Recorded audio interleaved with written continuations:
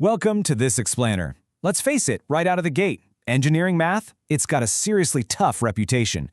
But what if you could just completely ditch those crowded, stuffy lecture halls and take total control over how you learn? Well, today, we're exploring a truly unique approach to conquering this exact beast. We're breaking down the Math 1055 self-study course. This is a system that literally rips up the traditional lecture format and puts you entirely in the driver's seat. It's a bold way to learn for sure, and we're going to look at exactly how you can not just survive, but absolutely thrive in it. Here's our quick roadmap for today. First, welcome to engineering math. Then, mastering the self-study system, strategies for study success, Module 1, Algebra Basics, and finally, the final assessment. Welcome to engineering math. Okay, let's dive into this. What you're seeing here is the official Math 1055 course description booklet.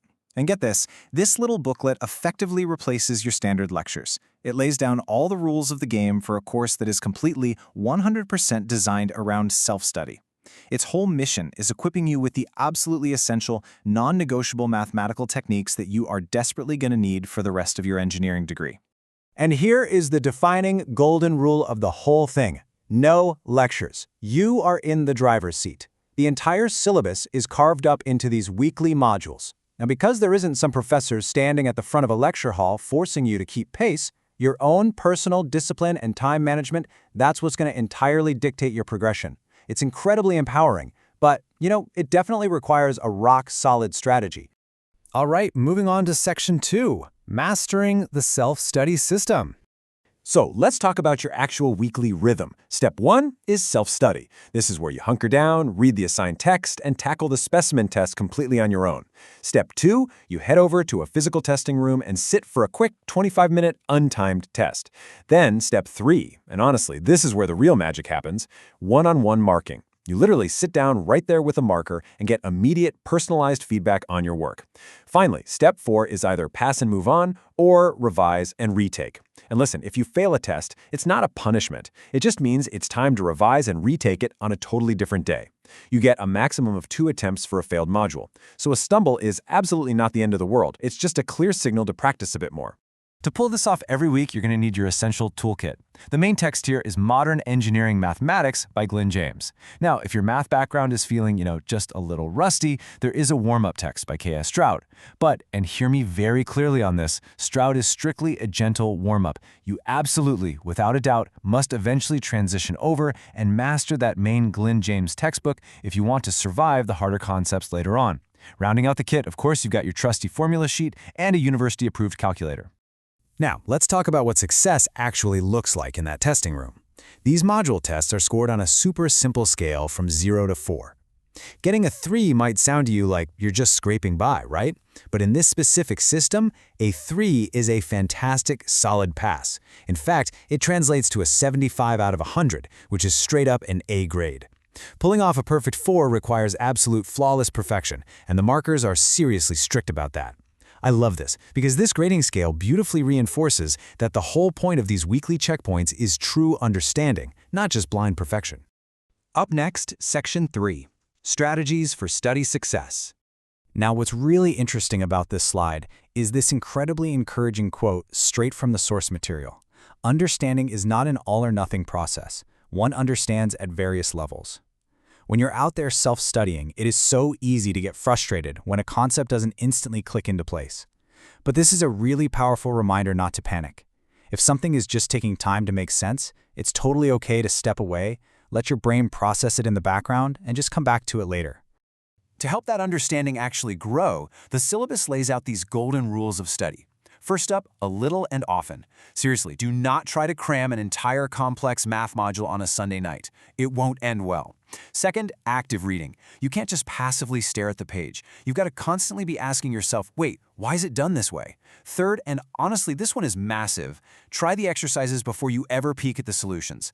Skimming a solution creates this wildly dangerous false sense of security. You only learn math by actually doing the math. And finally, always use the specimen test to give yourself an honest gauge of your readiness before you ever step foot in that testing room.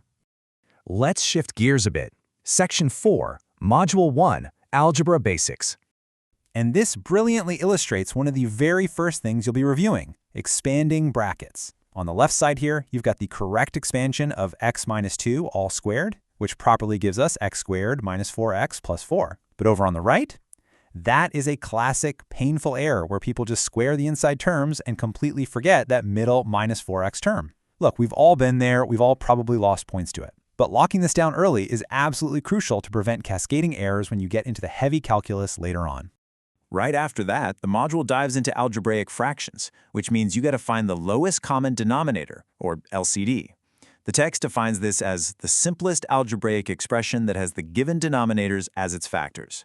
Whether you're wrangling basic numbers or complex algebraic terms like x squared, finding that LCD is the fundamental, non-negotiable first step you have to take before you can combine fractions safely without completely breaking the rules of math. From there, we essentially do the exact reverse of expanding brackets. The source material goes over factorization, which involves breaking those quadratics back down into linear factors. The course fully expects you to be able to look at a quadratic equation and strategically puzzle out the exact integers that multiply together to give the constant at the end, while also perfectly adding up to give the middle coefficient. It's kind of like a giant mathematical puzzle. But this naturally leads us to ask, well, what happens when a quadratic equation simply won't factorize neatly into whole numbers? It's a fantastic question, and the text enthusiastically hands us the backup plans. When the easy puzzle method completely fails, you gotta break out the heavy artillery, the general quadratic formula, or a method called completing the square. And actually, the text makes a very specific point to note that completing the square is a technique you will 100% need again later when you hit advanced integration problems, so definitely learn it really well right now.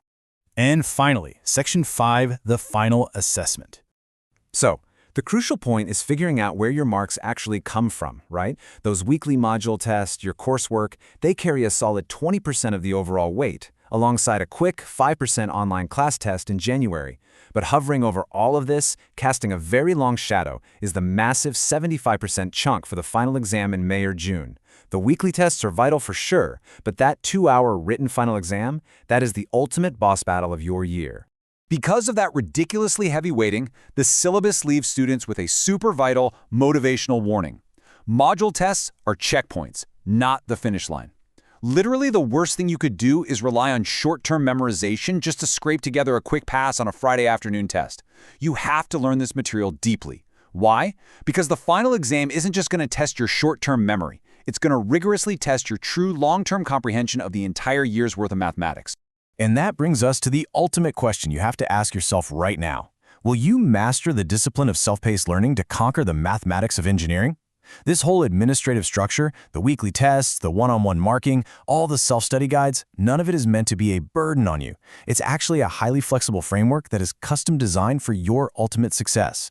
If you just embrace the discipline, skip the frantic cramming, and really use those feedback loops, you won't just merely survive this course, you'll build the rock-solid mathematical foundation you need for an incredible engineering career. Thanks for joining me on this explainer, and happy studying.